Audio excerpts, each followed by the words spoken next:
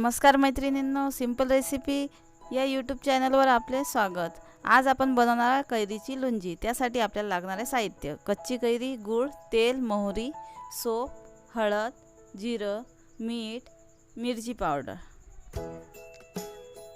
त्यानंतर आपल्याला सुरुवातीला कैरी स्वच्छ करून त्याच्या फोडी करून घ्यायची आहे। एका गंजात थोडंसं तेल गरम करून घ्यायचं आहे। त्यामध्ये थोडी आपल्याला मोहरी टाकायची आहे। त्यानंतर त्यामध्ये जिरं, अर्धा चम्मच सोप, हळद, थोडीशी मिरची पावडर टाकून घ्यायची आहे। त्यानंतर त्यामध्ये आपल्याला कैरीच्या ज्या फोडी आहेत त्या टाकून त्याला आपल्याला परतून घ्यायचं आहे। चवीनुसार त्यामध्ये मीठ घालायचं आहे।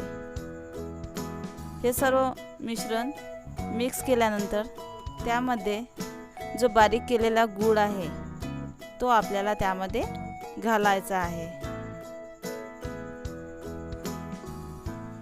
गूळ टाकून त्याला पुन्हा परतून घ्यायचा आहे।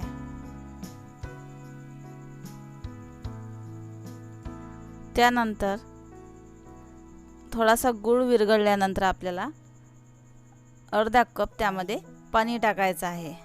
पाणी टाकल्यानंतर आपल्याला ही जी कैरी आहे ते शिजू द्यायची आहे।